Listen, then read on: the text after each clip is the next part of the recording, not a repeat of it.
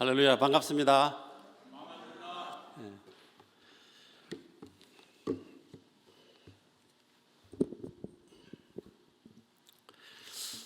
오랜만에 왔습니다. 마치 시집 갔던 새댁이 친정에 들어온 것 같은 그런 느낌이 드는 좋은 예배당, 예배 시간, 그리고 우리 목사님, 여러 성도님들 함께하게 돼서 매우 반갑습니다. 오늘 제가 여러분과 같이 이렇게 나누게 되었는데 들으니까 많은 청년 우리 분들이 같이 함께 하시고 한다고 해서 같이 우리가 예배 드리지만 특별히 청년들을 중심으로 좀 더 나누기를 원합니다. 하나님과 주 예수 그리스도의 은혜가 여러분에게 모두 임하시기를 주님의 이름으로 축복합니다. 요즘 우크라이나 전쟁으로 아까 우리 집사님 기도에서도 언급을 하셨는데 세상 사람들이 뒤숭숭해하고 있고 매일매일 우리가 사용하는 자동차에 가스를 필요하러 가보면은 숫자가 자꾸 올라가지요. 또 희생되는 많은 어린이와 또 부녀자들, 여성 이런 분들이 이렇게 뉴스를 타고 있는 것을 볼 때에 경악을 금치 못하는 것이 바로 오늘 이 시대인 것 같습니다. 특별히 우리가 우크라이나를 위해서 기도를 많이 해야 될 줄로 믿습니다. 성경에는 이스라엘이라는 나라가 등장을 합니다. 이스라엘 아시죠? 제가 오늘 조금 좀 다른 사고방식으로 한번 문제를 한번 제기를 해보려고 합니다. 예수님이 오시기 전에 근 1000년 전에 아브라함의 손자 때에 세워진 이스라엘이라는 이름이 국가로서 발전되어서 초대 왕이 세워지죠. 그 왕이 누구죠? 사울 왕. 사울 왕 다음에 이제 다윗이 왕이 되고 그 다음에 그 아들 누굽니까? 솔로몬이 왕이 되잖아요.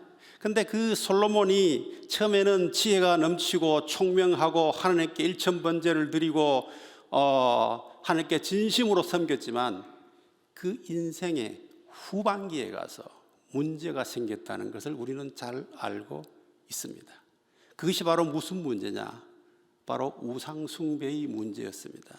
어찌 보면은 다윗은 하나님께서 가장 사랑하는 자였고 그의 아들이 특별히 선택이 되어서 왕으로 하나님께서 인정을 해줬는데 그가 인생의 후반에서 하나님을 반역하는데 앞장서고 배교하는데 앞장섰던 사람이라는 사실을 우리가 알 때에 우리는 너무나 경악을 금치 못하는 그런 현실을 이 성경을 통해서 볼 수 있습니다. 그래서 결국 하나님께서는 그 나라를 두 토막을 내죠. 남쪽 유다와 북쪽 이스라엘이라는 나라를 만들어 버리는데 결국 그 나라들은 각각 하나는 북쪽은 아시리아라고 하는 나라에서 정복당하고 밑에 유다는 그 뒤에 바벨로니아로부터 정복당해서 나라가 사라지게 됩니다. 하나님께서 평생 같이 하겠다, forever 너희와 함께 하겠다고 한 그 민족, 그 나라가 사라졌다는 사실입니다. 우리는 지금 우리가 가지고 있는, 지금 현재 우리가 보고 있는, 현재 우리가 느끼는 이 상황이 지속적으로 연속적으로 계속 유지될 수 있느냐 하는 문제를 제기할 수밖에 없는 것이 바로 이 솔로몬을 보고 하는 말입니다. 그렇게 잘 믿고 그렇게 하나님을 잘 따랐던 솔로몬이 축복을 그렇게 받았고 은을 하찮게 여겼다라고 기록하고 있습니다. 왜냐? 금이 워낙 많으니까 은은 별로로 보는 거예요. 그런 나라였는데 아들 대에 가서 나라가 갈라지고 결국 머지않아서 나라가 사라졌다는 사실입니다. 그런데 지금 이스라엘이라는 게 있습니까? 있어요? 예. 저는 이 이스라엘이라는 나라를 생각할 때 참으로 흥분감을 감추지 못합니다. 왜냐? 제가 만약에 우리가 같이 잠시 한번 시계를 바꾸겠습니다. 지금 2022년 3월인데 100년만 뒤로 한번 돌려볼까요? 그럼 몇 년이 되죠? 1922년. 우리가 지금 모두 1922년에 와 있습니다. 1922년 현재 이스라엘이라는 나라가 있었습니까? 이스라엘은 현재의 이스라엘이라는 국가는 1945년에 독립을 했어요. 만약에 우리가 1922년 100년 전으로 돌아갔어, 아니 1930년, 아니 1940년까지 가더라도 우리는 교회에서 뭐라고 배웠을까요? 옛날에 성경에 보면은 이스라엘이라는 나라가 있었어. 거기 초대 왕이 사울이었고 다윗이었고 솔로몬이었고 뒤에 르호보암이고 이렇게 내려가다가 다 사라져 버렸어. 지금은요? 지금은 없는 나라지. 그렇게 말했겠죠? 근데 지금 우리는 어떻게 말합니까? 이스라엘은 저기 중동 땅에 있어. 그리고 유엔 회원국이야. 당당하게 지구상에서 노벨상을 가장 많이 받는 민족 중에 그 사람이 들어가는 첫 번째야. 이렇게 우리가 말을 하잖아요. 자, 그럼 여기서 제가 말하는 건 뭘까요? 우리가 100년 전에 태어났다면 우리는 이스라엘이라는 나라는 사라진 나라로, 잊혀진 나라로, 어찌 보면 우리가 남미에 내려가면 잉카 제국이 잉카와 마찬가지로 사라진 나라로 기억하고 있을 나라가 지금 다시 2000년이 넘어서, 사라진 2000년이 넘어서 존재하는 나라로 우리 앞에 현실적으로 실제로 실존하는 나라로 보여주셨다는 사실입니다. 놀랍지 않습니까? 우리가 지금 이 시대에 태어났기 때문에 볼 수 있는 거예요. 하나님이 우리에게 축복하셔서 이 성경을 볼 때에 우리는 성경으로서 지나간 과거를 보는 것이 아니라 그 과거가 지금도 살아서 움직이고 있다는 것을 눈으로 볼 수 있게 하는 것이 바로 이스라엘 나라의 현재의 존재의 사실이라는 거죠. 자, 그러면은 또 한번 생각을 해보겠습니다. 하나님의 섭리 연대표라는 걸 한번 생각해 봤어요. 섭리의 연대표. 이거로 말하자면 뭐 크로놀로지컬 차트라고 할까요? 이렇게 한국으로 가면은 고조선, 뭐 삼국시대, 신라시대, 뭐 고려시대, 또 뭐 조선시대, 대한민국, 뭐 북쪽은 뭡니까?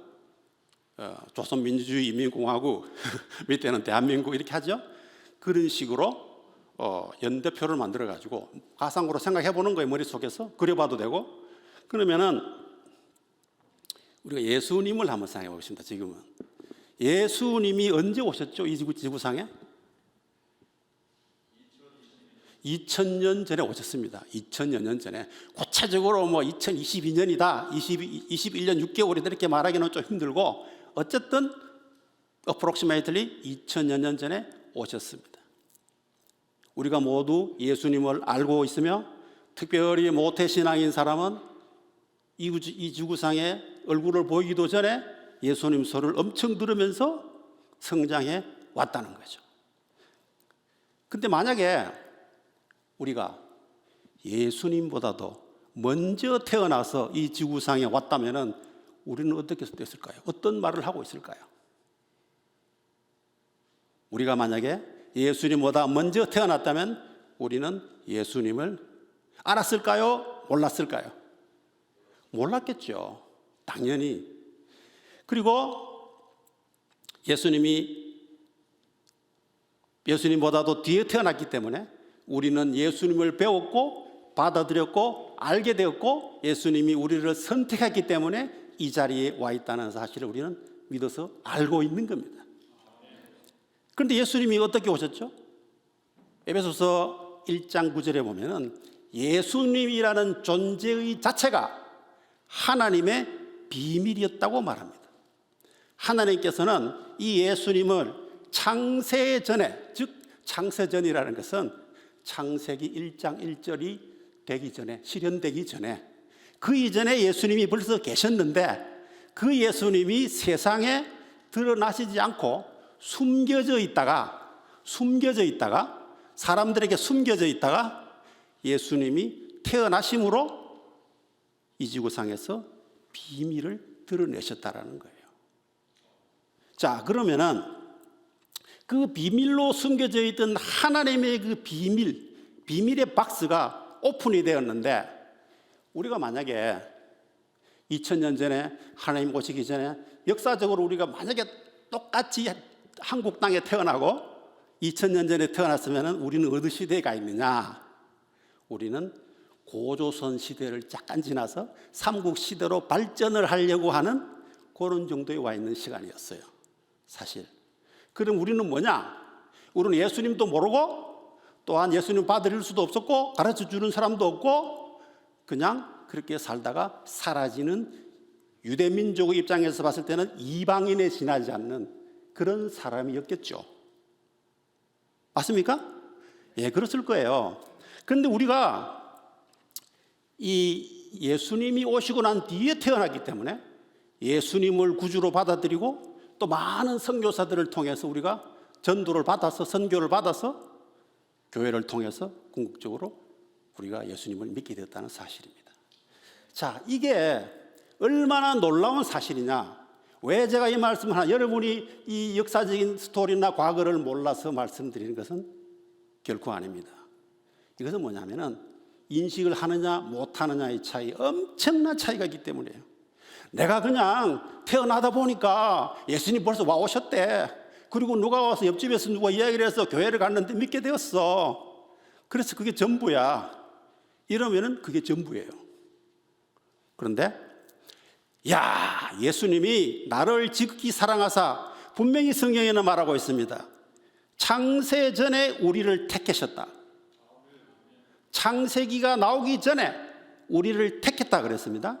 그러면은 우리는 예수님이 오신 뒤에 택함을 받아서 그때에 태어나도록 되어 있었고 우리는 그때에 예수님이 선택되도록 이미 예정되어 있는 사람이라는 사실이에요.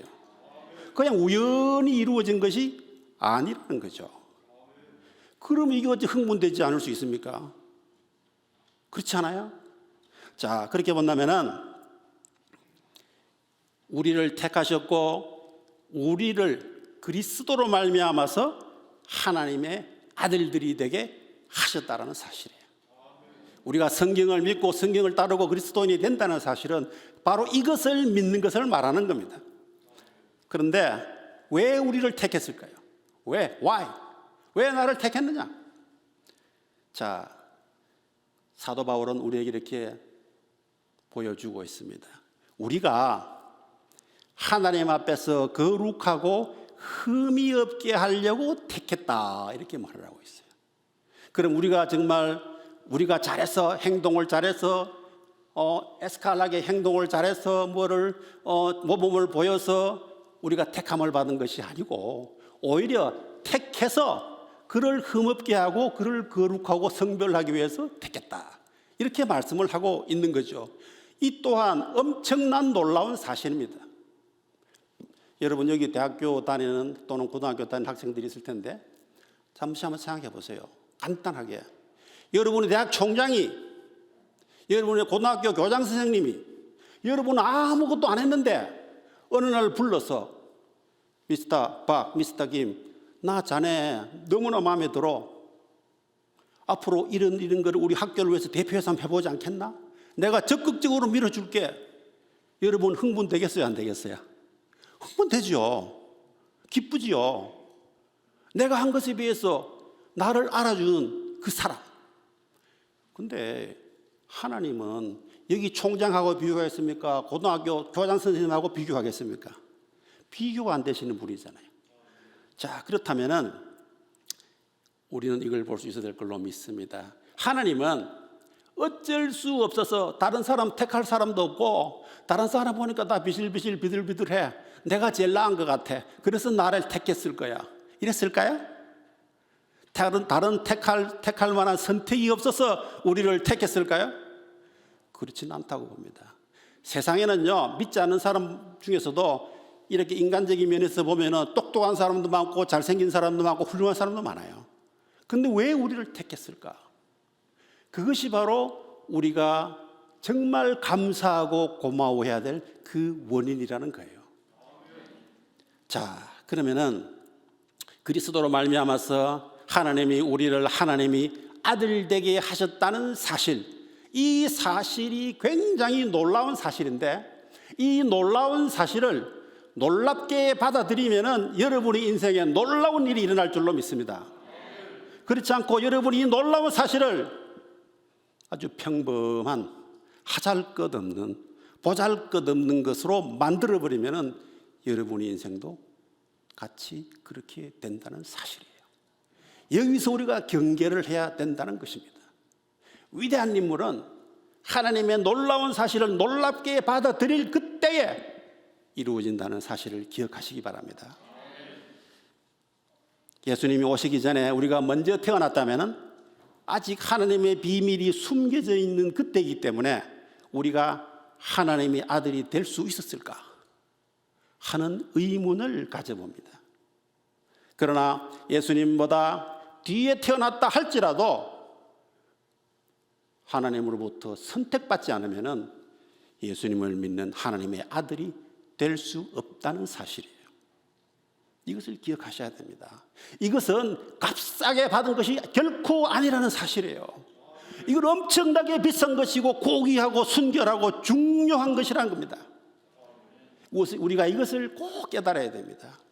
우리가 매주 드리는 예배이기 때문에 지난주에도 들었고 지지난주에도 들었고 작년에도 들었고 다음 주에도 드릴 것이니까 메시지는 같다. 그래서 아주 이것을 모노톤으로 가져가면은 여러분의 인생 자체가 모노톤이 된다는 사실이에요. 여러분이 이것을 스테레오로 가져가면은 여러분 인생이 스테레오가 되고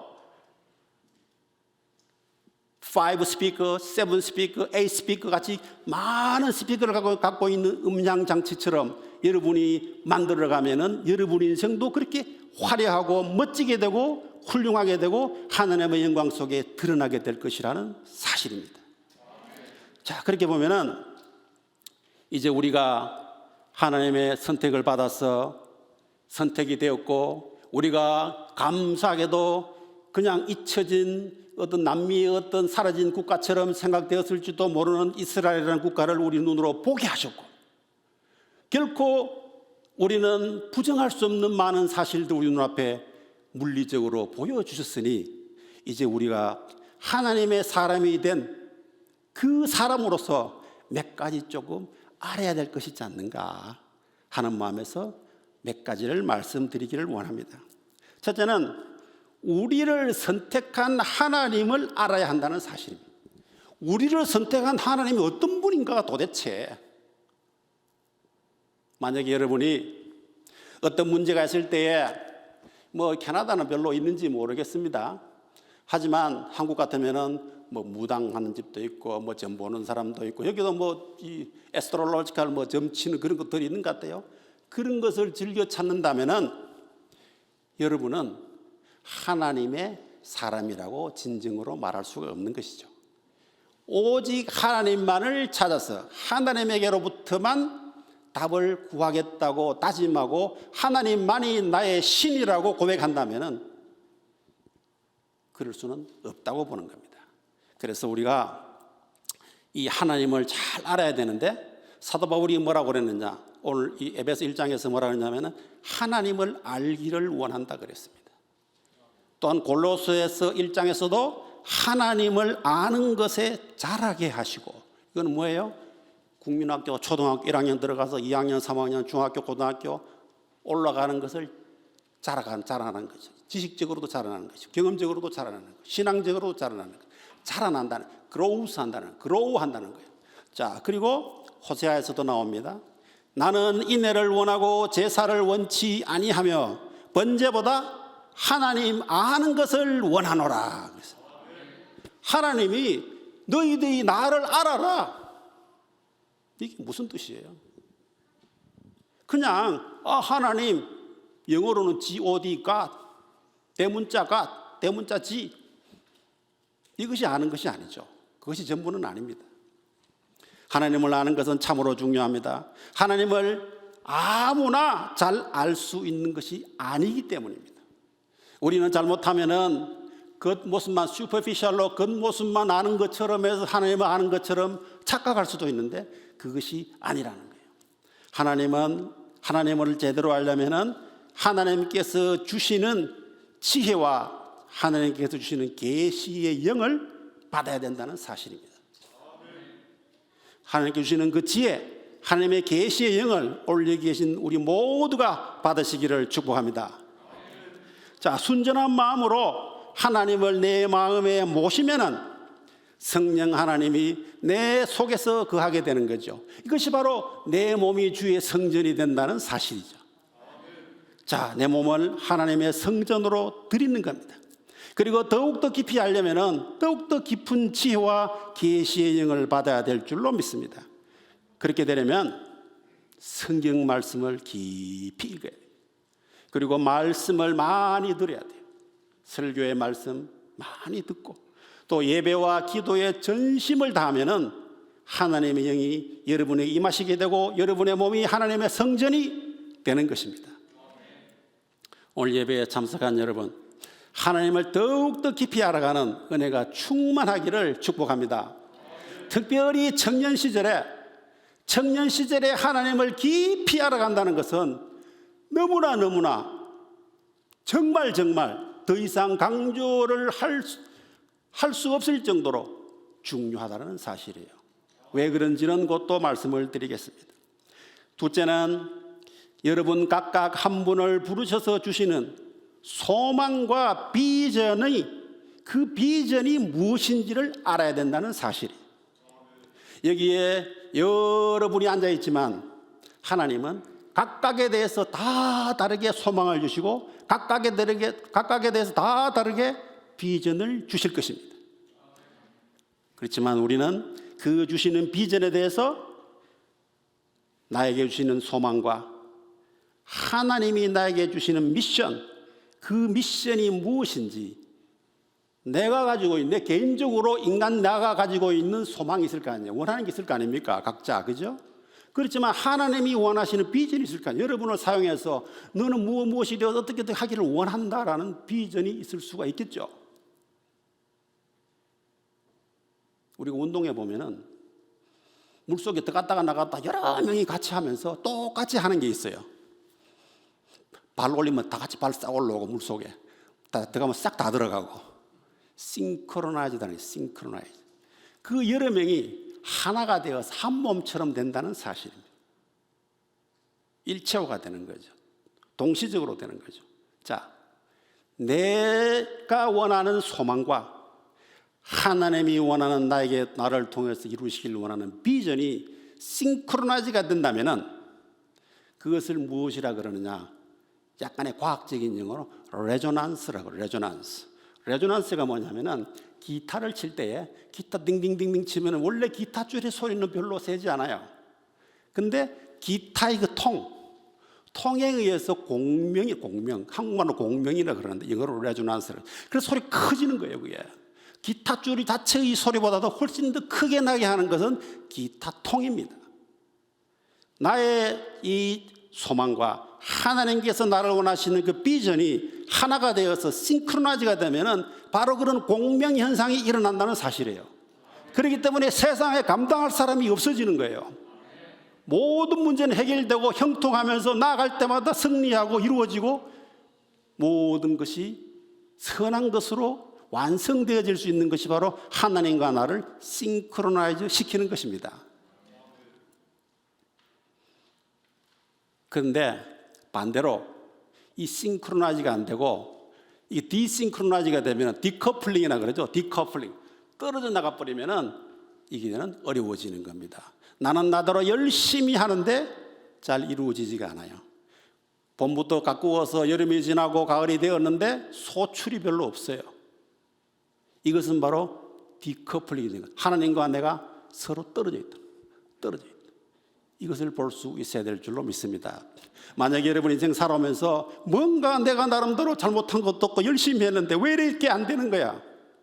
혹시 하나님과 내가 디커플링 된 상태는 아닌가를 한번 점검해 보시기 바랍니다. 세 번째는 체험을 하기 바랍니다. 특별히 젊은 여러분, 성도에게 주시는 상급의 영광과 그 풍성함이라는 것은 체험을 할 때에 여러분에게 더 큰 은혜로 이루어집니다. 이것이 머리로서 어떤 제 간접적인 경험을 하고 공부로서 배우고 이런 것보다도 여러분이 몸으로 실제로 체험할 때에 이것이 가장 오래 가는 것입니다. 가장 오래 가는 것입니다. 그래서 여러분에게 임하는 하나님의 은혜가 체험으로 이루어지는 축복이 있기를 원합니다. 신앙의 내구력은 체험입니다. 머릿속으로 아무리 공부를 많이 하고 신학 공부를 아무리 많이 해도 몸으로 체험되어진 신앙이 없으면은 조금만 바람이 불고 온도가 내려가고 기압이 차이가 나면은 무너지기 쉽습니다. 하지만 몸을 통해서 체험된 신앙은 결코 무너짐이 없다는 사실이에요. 이러한 하나님께서 베푸시는 능력은 우리의 마음의 눈을 하나님께서 열어주셔야지만이 이렇게 느낄 수가 있습니다. 하나님께서 우리의 마음의 눈을 열어주시고 우리에게 주시는 그 소망과 상급의 풍성함 그리고 그 능력을 체험하는 놀라운 은혜가 젊은 여러분에게, 특별히 젊은 여러분에게 호소하고 싶은 겁니다. 여러분이 지금 이 시간에 체험하시기를 바랍니다. 지금 이 시대에 체험하시기를 바랍니다. 그 체험이 여러분의 근본이 되고 그 체험이 여러분의 힘이 되고 그 체험이 여러분의 아킬레스건이 되어서 앞으로 더 나아가야 될 많은 일들을 자신 있게 용감하게 주님의 은혜 속에서 해결해가면서 나아갈 수 있는 여러분이 되시기를 진심으로 축복합니다. 하나님이 우리를 만드신 목적은 이겁니다. 그리스도 예수 안에서 주의 선한 일을 하도록 위에서 지으심을 받았다라고 성경은 분명히 기록하고 있습니다. 바로 이 큰 목적으로 선택받은 사람들이 우리가 크리스찬이라고 불려진 우리들입니다. 이것이 바로 인생의 목적인데요. 이것을 잘 쓰임을 받으려면 하나 질문을 해보겠습니다. 여러분, 지금 젊은 나이에 10대, 20대, 30대 다 좋습니다. 여러분은 지금부터 인생을 어떻게 살기를 원합니까? 여러분이 원하시는 것은 무엇이에요? 혹시 한번 스스로 물어본 적이 있습니까?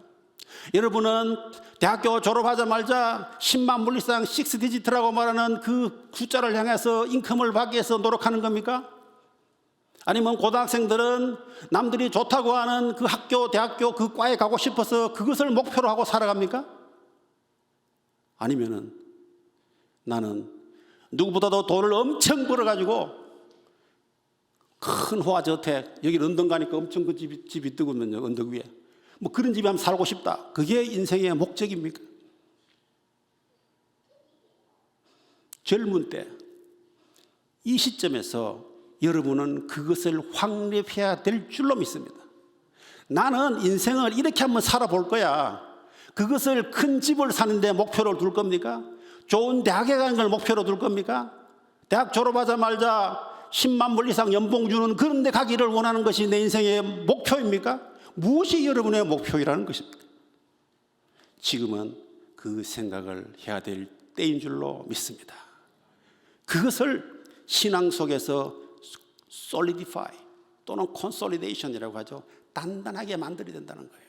그것이 없이는 세상에는 많은 풍파가 있고 많은 바람이 불고 많은 태풍이 오고 많은 지진이 있기 때문에 내 편리한 대로 언제든지 그때 논리를 바꾸어 가면서 내 자신을 합리화시키는 일을 할 수가 있다는 사실이에요. 젊었을 때, 특별히 10대 때 아주 좋습니다. 10대 때 못했으면 20대, 지금이라도. 만약 20대 때 못했으면 30대, 지금이라도 나는 내 인생을 하나님 앞에서 이렇게 한번 살고 천국에 가겠다. 이렇게 다짐하는 젊은이가 이 우리 안디옥 교회에서 많이 나와서 이 세상을 흔들고 세상을 바꾸는 그런 주역이 되기를 진심으로 축복합니다. 이렇게 강건함을 받으려면 우리가 몇 가지 생각해야 될 부분이 있습니다. 그게 바로 오늘 말씀 중에 나오는 말인데요. 속사람이라는 말이죠. 속사람. 속이라는 거하고 안이라는 거 똑같습니다. inside, inner 이런 뜻인데 속사람하고 안사람하고는 달라요. 무슨 말인지 알죠? 안사람은 자기 와이프를 말하는 것이고 속사람은 자기 inner being을 말하는 거예요. 특별히 이게 캐나다에서 오래 사신 분들은 한국말이 약간 헷갈리는 부분들을 착각할 때가 있는데, 속 사람은 인너비, 나 자신, 안 사람은 결혼한 사람이 자기 집사람, 부인을 향해서 부르는 말이에요. 자, 속 사람을 이야기합니다. 속 사람은 첫째는 사람의 이성을 말하는 거예요. 이성은 영어로 reason. 임마누엘 칸트의 이성 있죠? 순수 이성 비판, 실천 이성 비판, 뭐 이런 책도 있고 막 그래요. 지금은 그것을 이야기하는 것은 아닙니다. 이 이성은 옳고 그름을 판단하는 능력입니다. 이것이 바로 속사람이에요. 옳고 그름을 판단하는 능력이 속사람에서 나온다는 사실이에요. 사물의 이치와 원리를 알아내는 힘, 이것이 이성입니다. 사물을 바라볼 때, 또렷이 쳐다볼 때 왜 저럴까? 알아내는 능력, 이것이 이성이라는 거예요. 그리고 논리적으로, 개념적으로, 르네 데카르트라는 사람이 있죠. 어느 날 가만히 누워서 보니까 천장을 보니까 천장이 넓어요. 한쪽 구석을 제로로 놓고 가로지르는 것을 X축으로 놓고 이쪽으로 가는 것을 Y축으로 놓는 게 바로 지금의 좌표입니다. 아시겠죠? 그래프 그리는 좌표, 데카르트가 만든 거예요. 누워서 보고 천장 보고 알아낸 게 바로 지금의 XY 좌표입니다. 자, 이처럼 논리적으로 개념적으로 유추해낼 수 있는 능력, 이게 이성이고, 이 이성이 강해야지만이 공부도 잘하고 학교에서 배운 것을 잘 정리하고 서머라이즈하고 또 새롭게 그것을 이렇게 유추해서 논리적으로 전개할 수 있는 능력, 이것이 이성이에요. 근데 이게 뭐라고요? 속사람이라, 속사람. 두 번째는 경험입니다. 경험은 젊었을 때에 많은 경험을 하는 것이 아주 중요합니다. 산과 들로, 바다로 또는 타국으로 나가서 많은 체험을 가능하면 많이 해보는 것이 여러분의 심장을 키우는 것이에요. 여러분의 심장을 키운다는 것은 물리적인 심장을 키우는 것이 아니라 여러분이 가지고 있는 마음속에 큰 비전을 키운다는 그런 뜻입니다. 세 번째는 의지입니다. 의지. will. 의지인데 이 이성을 통해서 무엇이 옳은지 좋은지는 알 수 있는데 이 의지가 충분히 강하지 않으면은 그 지식이 주는 대로 행동하지 않는다는 사실이에요. 매주 예배에 와서 우리 목사님의 설교를 듣고 이런저런 주님께서 주시는 말씀을 목사님께 선포하실 때 그 말씀을 들을 때는 아, 그렇구나 무릎을 탁 치고 깨달았지만 돌아가는 중에 다 잊어버리고 행동하지 않고 실행하지 않는다면 아무런 의미가 없는 겁니다. 간단하게 해서 학생이 좋은 성적을 거두기 위해서는 열심히 공부를 해야 된다는 사실 누구나 다 알고 있어요. 건강해지기 위해서는 몸 관리를 하기 위해서는 운동을 해야 된다는 사실 누구나 다 알고 있습니다. 그러나 그 지식만으로 알고 의지가 약해서 행동하지 않는다면 아무런 소용이 없다는 사실이에요. 아무런 소용이 없습니다. 의지가 있어야 됩니다. 의지는 여러분이 환경이 좋다 나쁘다 우리 아빠는 가난해 우리 집은 돈이 없어 이거하고 관계없는 이야기예요. 다시 한번 말합니다. 우리 집안의 재산 상태나 형편이나 뭐 이런 거하고 전혀 관계가 있다 없다? 없다. 내가 어떻게 마음 먹고 내가 어떻게 해내겠다는 의지를 가지면은 반드시 이룹니다. 여러분 인생에 반드시 이룬다는 것을 내가 손에 장을 지을 수 있어요. 아, 못 이루면 찾아오세요. 그때 못 이뤘다고. 반드시 이룬다는 사실이에요. 의지를 가지세요. 어떤 어려움도 고등학생, 중학생 나 공부는 잘 안 되는데 내 꿈은 무슨 물리학 박사가 되고 싶어. 생물학 박사가 되고 싶어. 내가 되겠나? 내가 되겠나 하면은 될지 안 될지 몰라요.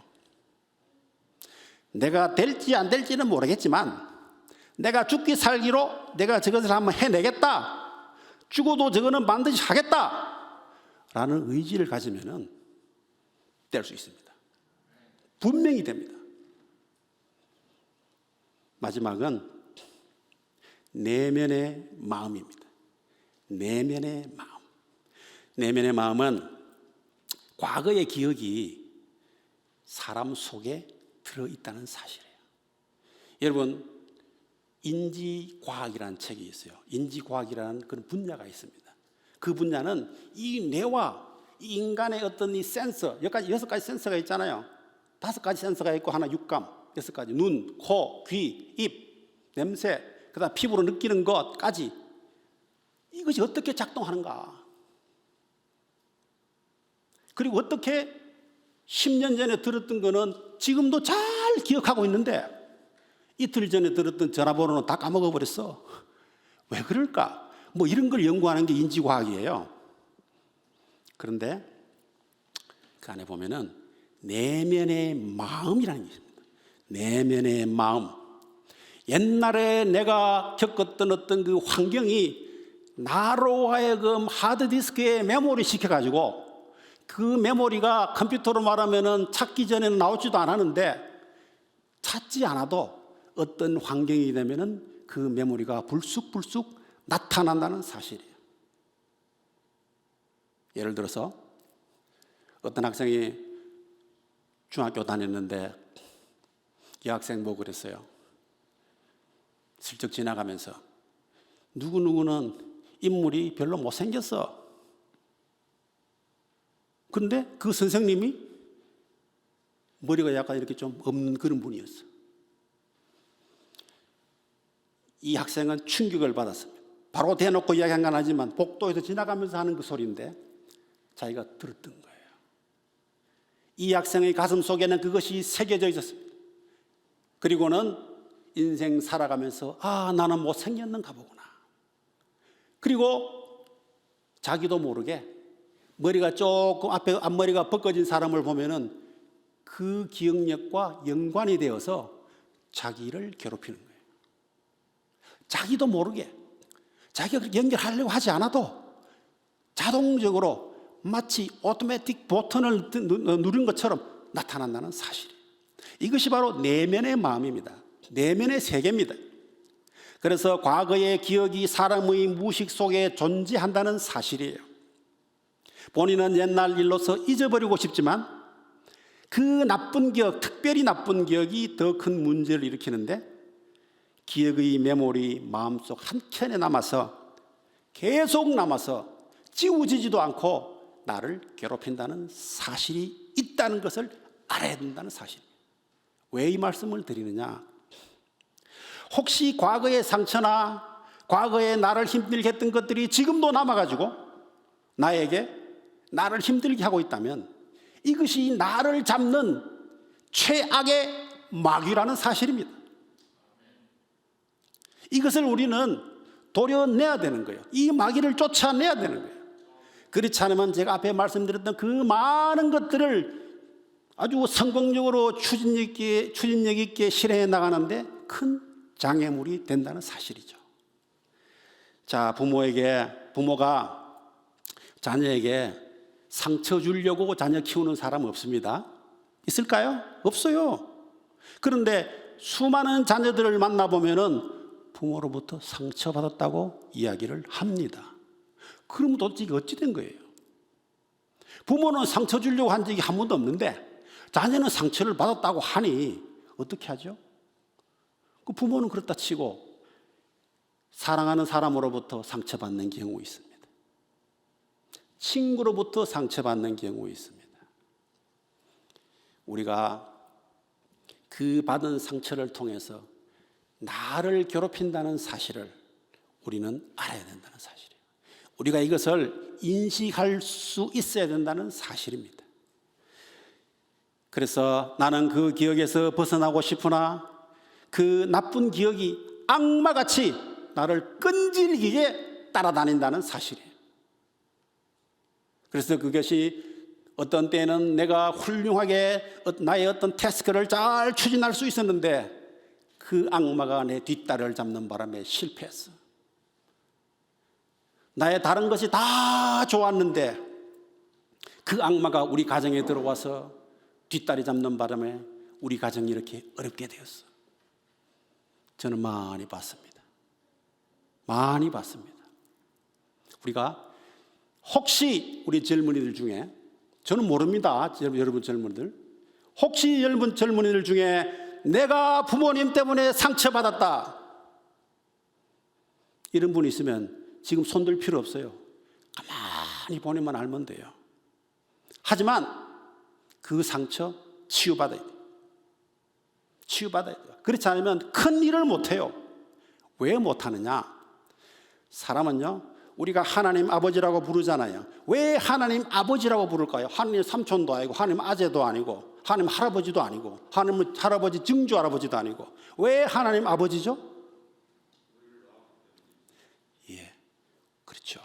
우리는 아버지, 육신의 아버지도, 육신의 아버지로부터의 근원이, 우리의 뿌리가 육신의 아버지예요.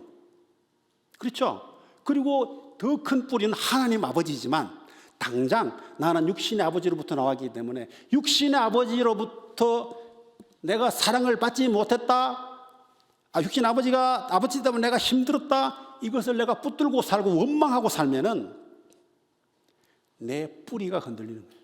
내 뿌리가. 그렇기 때문에 큰 추진력을 가지고 뭘 할 수가 없어요. 잘 되는 것 같죠? 이걸 잊어버리려고, 기억력에서 빼버리려고 노력하지만 아까 말씀드린 것처럼 어렵습니다. 치유해야 돼요. 어떻게 치유하느냐? 만약에 아버지가 돌아가시고 안 계신 분은 아버지, 여기서 말할 필요 없어요. 집에 가서 혼자 조용히 앉아서 아버지, 저에게 옛날에 이렇게 했던 거 저 기억나는데 저 아버지 이제 용서하고 싶어요. 아버지를 제가 용서해 드릴게요. 하나님 때문에 오늘 저 해밀턴에서 목사님 모셔가지고 설교 말씀드렸는데 그 설교 때문에라도 그 말씀을 듣고 제가 오늘 하나님 앞에 아버지를 용서합니다. 한번 해보세요. 소리 내어서. 여러분이 치유의 한 발자국 더 가까이 갈 줄로 믿습니다. 혹시 부끄러워서 남 앞에 이야기 못 끝내고 혼자만 끙끙 앓고 있었다면, 살아계신다면 아버지가 가서 아버지, 저에게 이렇게 하셨는데 저 정말 섭섭했어요. 하지만 제가 예수님 믿고 이제는 아버지를 그것을 이해하고 용서해드리고 싶어요 하고 그 아버지를 안아주세요. 그 아버지를 안아주시기를 바랍니다. 그래야 여러분이 산다는 사실이에요. 자, 그러면은 이 하나님께서 이 상처나 내면의 마음의 상처를 채우시고 좋은 본성으로 나아갈 수 있도록 해 주실 겁니다. 이래서 이 속사람이라는 것이 하나님의 자녀로서 살아가는 데 아주 중요하다는 사실을 꼭 기억하시기 바랍니다. 우리가 속사람이 튼튼해지고 여러분 모두가 사랑 가운데 깊이 뿌리가 내리기를 축복합니다. 코로나가 오고 지난 2년 동안 저희 집 백야드에 작은 팜이 있는데요, 한 2평 됩니다. 식물을 가꾸었습니다. 매일 제가 쳐다봤습니다. 사람이 가꾸는 밭은 하루라도 신경을 안 쓰면 뭐가 잡초가 나고 자꾸 뭐가 관리가 안 돼요. 그럼 제가 밖에 나가서 동산을 바라보고 산을 바라봤습니다. 아니, 저기는 사람들이 일일이 가꾸지도 않았는데 왜 저렇게 이뻐? 근데 내가 가꾸는 이 밭은 한 며칠만 제대로 안 가꾸고 비만 오고 나면은 온갖 잡초가 다 생기는데 왜 이러는 거야? 라는 질문을 제가 스스로 했습니다. 혹시 여러분 하셨는지 모르겠지만 고추도 키우고 오이도 키우고 가지도 재배해보고 해봤는데 산이나 들에서 자라는 것들은 사람이 손대지 않아도 잘 자라는데 사람이 인공적으로 가꾸는 데서는 반드시 사람 손이 가야지만이 잘 된다는 사실을 제가 알았습니다. 이게 뭔지 아세요? 미안하지만 젊은이들이 많으니까 과학적인 용어 하나만 더 쓸게요. 엔트로피라는 말이 있습니다. 엔트로피. 이게 서머다이내믹스, 그러니까 이 기계공학 이런 데서는 연력학이라고 하는데 거기 쓰는 용어이기도 하고 경제학에서도 쓰기도 한다고 해요. 엔트로피라는 것은 뭐냐? 여러분 오늘 벽돌을 100장을 가지고 와가지고 벽돌 100장을 차곡차곡 쌓아서 100개를 수직으로 그대로 올리려면 엄청난 노력을 해야 되겠죠? 그런데 그 쌓은 벽돌을 무너뜨리려면 한순간에 없어지겠죠. 이것이 바로 엔트로피입니다. 엔트로피 증가의 원리라 그래요.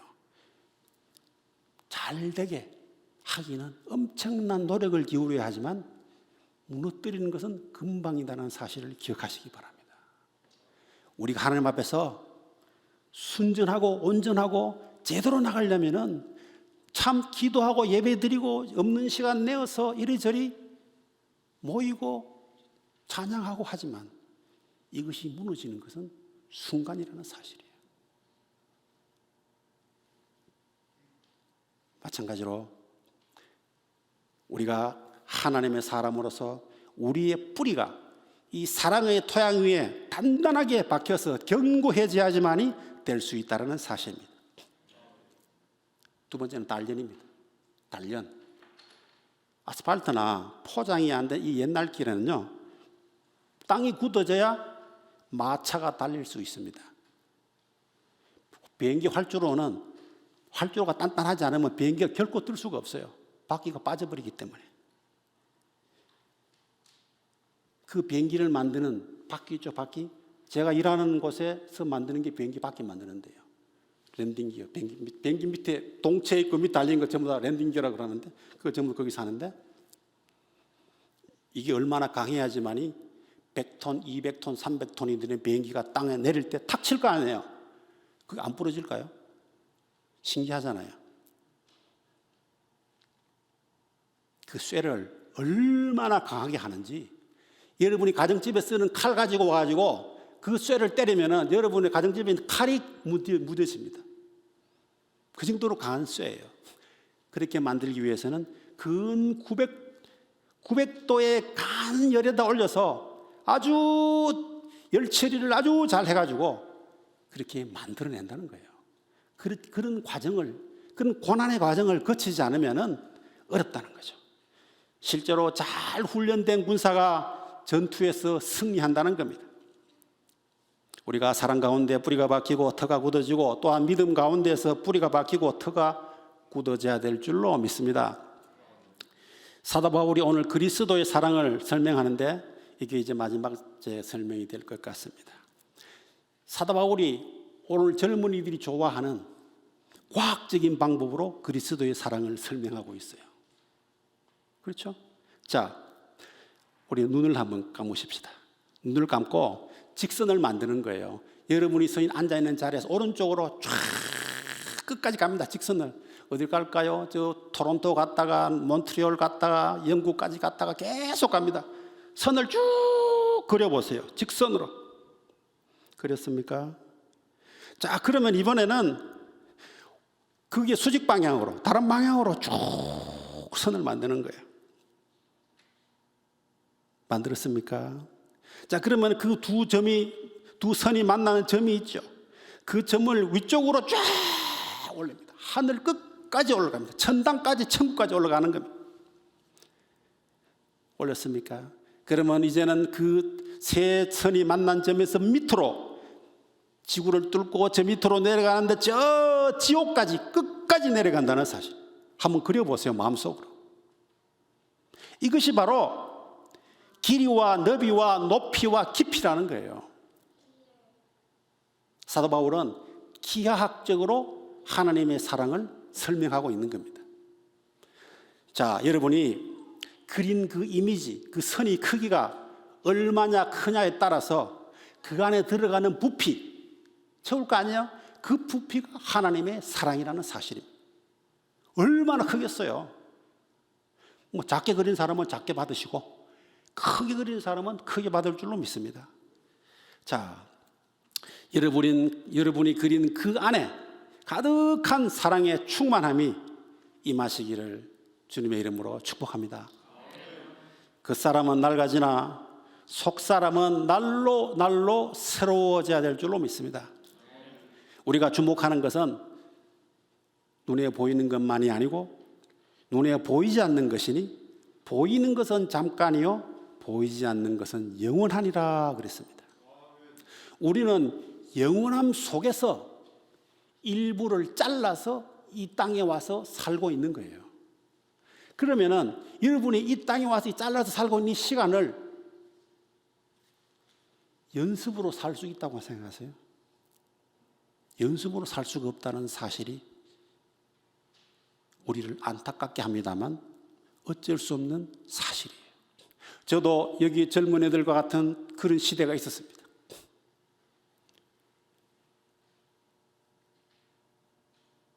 제가 만약에 좀 더 저에게 큰 꿈을 넣어주는 그러한 영적인 멘토를 만나서 제가 좀 더 크게 한번 할 수 있었다면, 하나님 안에서 그것을 하나님의 뜻과 싱크로나이즈 할 수 있었다면 하는 생각을 할 때가 있습니다. 물론 제 나름대로 열심히 세상을 살아왔지만 안타까운 부분이 있습니다. 저는 그 부분을 여러분에게 지금 말씀을 드리고 있는 거예요. 저 자신을 고백하고 있는 겁니다. 여러분은 오늘 이 말씀을 가지고 정말 여러분의 인생 속에서 내가 왜 왔는지, 나는 무엇을 해야 되는지, 하나님은 나를 통해서 무엇을 하기를 원하는지, 그리고 시시하게 주변에 다른 사람들 이게 좋다더라 저게 좋다더라에 말려서 살아갈 건지, 아니면은 나는 하나님 앞에서 진정한 푯대를 하나 세워서 그것만 보고 내가 매진하리라 할 것인지를 젊었을 때, 지금 이때 생각을 해야 된다는 사실이에요. 저같이 흰머리가 나고 벌써 이렇게 환갑이 넘어가면은 이제는 석양이 가까워오는 시대입니다. 젊은이 여러분 꼭 잊지 마세요. 여러분이 어떻게 준비하고 어떻게 포부를 가지고 하나님 앞에서 큰 심장을 가지고 나아가느냐에 따라서 세상은 달라질 것이고 여러분은 거기에 합당한 놀라운 은혜를 맛보는 정말 주님의 아들로서 영광된 삶을 살아갈 줄로 믿습니다. 기도하겠습니다. 하나님 아버지 감사합니다. 오늘 많은 젊은이들이 이 자리에 앉았습니다. 이 젊은이들에게 주님께서 복을 내리시사 마음껏 축복하여 주시옵시고 그들의 머리 위에 지혜와 명철을 주시고 부족한 것들은 주님께서 채워주시고 근력이 약한 사람은 근력을 주시고 의지가 약한 사람은 의지를 붙어 주시었고 혹시 이 마음속에 상처 있는 사람 주님 치유하여 주시어서 마음껏 주님께서 주시는 그 장을 펼치며 나아가는 독수리 은혜 속에 창공을 날아가듯이 마음껏 펼치는 이 젊은이들 되게 하여 주시옵소서. 주님의 큰 손을 펴셔서 이 젊은이들을 축복하여 주시옵소서. 특별히 안디옥교회에서 함께하고 있는 젊은이들이 하나 되게 하시고 그들이 서로 돕고 서로 협력하고 서로 나누며 서로 베풀고 이 세상 끝까지 주님 앞에 갈 때까지 좋은 친구로서 같이 갈 수 있는 이들 되게 하여 주시옵소서. 특별히 우리 지구노 목사님께 특별한 지혜를 주시어서 이런 젊은이들을 잘 이끌고 나아갈 때에 주님 함께 하시고 놀라운 은혜로 채워 주시옵소서. 감사하고 우리 주 예수님의 이름으로 기도드립니다. 아멘.